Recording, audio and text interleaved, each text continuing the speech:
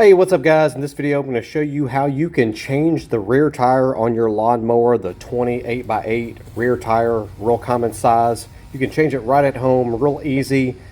I'm going to show you everything you need, no special tools needed. It's going to be so easy. You're going to want to hit that like button and hit that subscribe button if you haven't already. First, let's get started by breaking that bead. What I would recommend you do is just drive around. If the bead hasn't already broken, you just drive around on the grass. It can have a little bit of air. It can be completely flat, but I'm driving on some sand right here.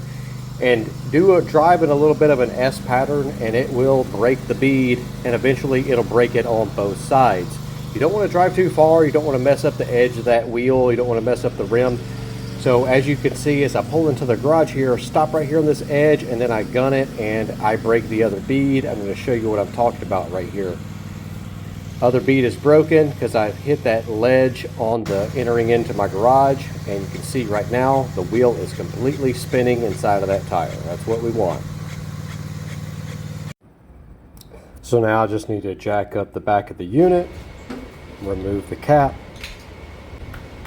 And in this case, on this Cub Cadet, it takes a 1/2 inch. I'm using a DeWalt 12 volt 1/2 inch drive impact.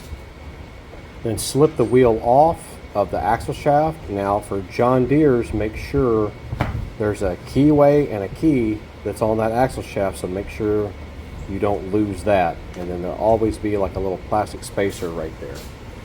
So now I'm going to grab, this is some 5/8 round rod, and what I'm going to do is I'm going to grind a flat spot at 12 o'clock and the 6 o'clock position. And what I'm doing, like I said, 12 o'clock, 6 o'clock position, I'm mimicking the axle shaft. See how it has those flat spots? So to accommodate the hub assembly on the wheel, that way this rod will slip right through there, and then once it gets to that point, it'll stop and it'll keep the wheel from spinning while we install the tire later. So what I'm doing right here, I'm grinding, and I'm using my DeWalt 20 volts battery powered grinder. You can use any grinder, but I'm using a 4.5 inch disc, flat disc, 40 grit, and I'm grinding as flat as possible.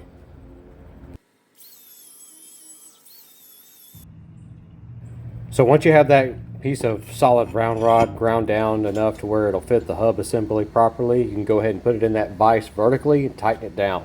And that's what's going to hold our wheel in position while we change the tire.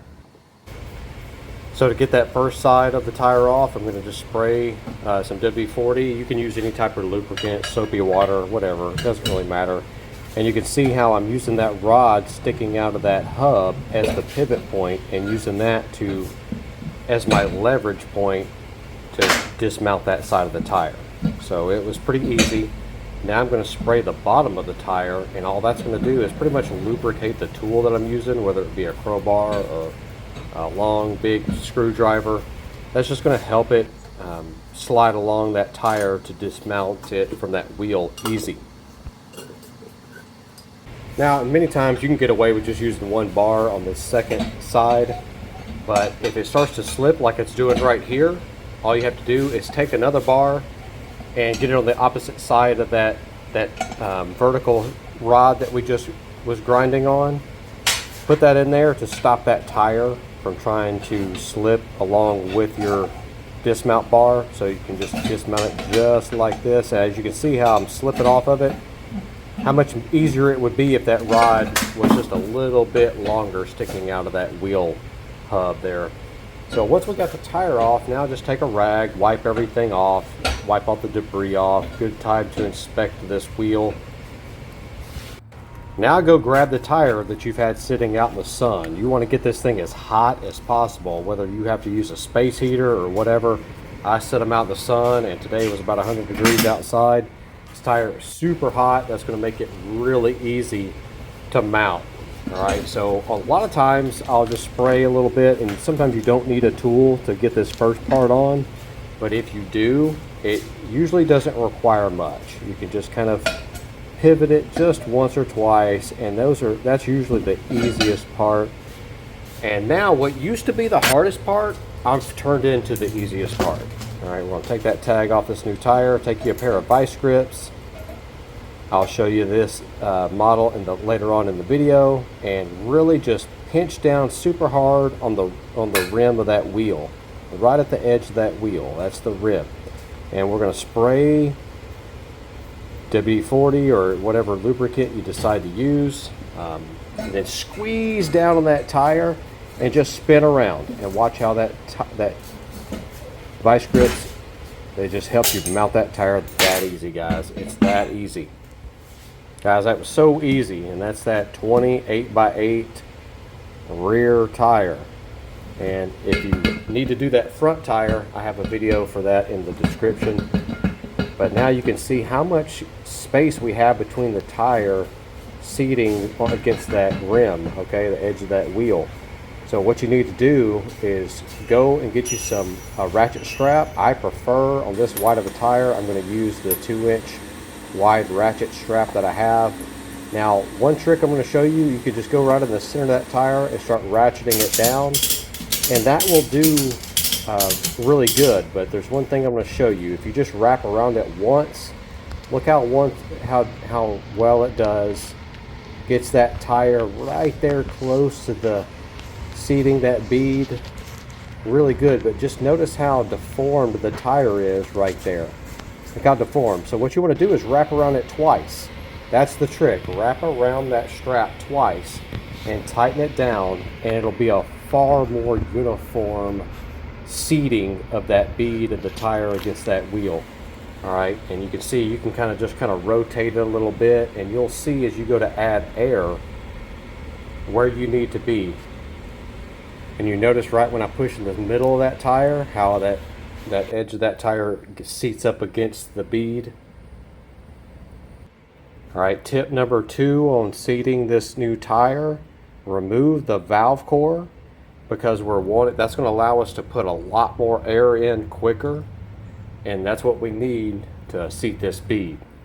Then you're going to kind of want to find that sweet spot where you see how I'm kind of rotating the wheel inside of that tire, and then it stopped, and then as I'm putting that air in real quick, I'm just going to kind of use my knee. Sometimes you can find that sweet spot, it'll take, and there air starts taking, and once you got it taking some air, you're home free.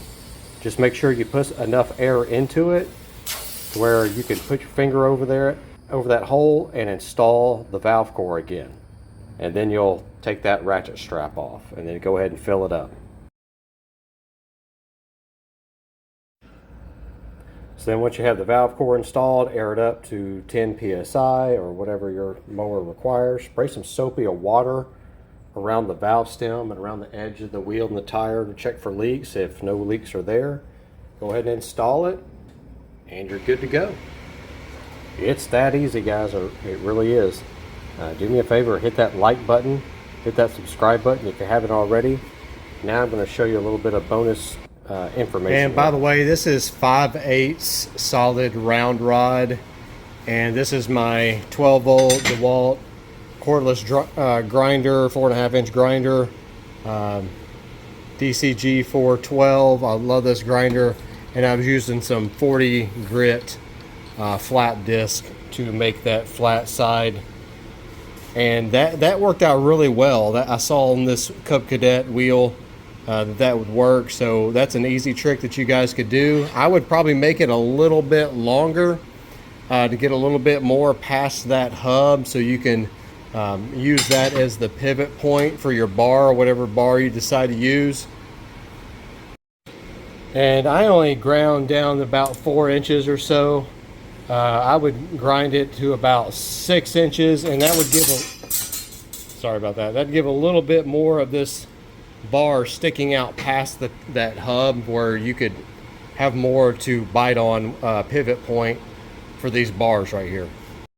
And if you're in a pinch, you could probably grab one of these rods at Lowe's, Home Depot, Ace, Tractor Supply probably has some solid round rod that you could grab.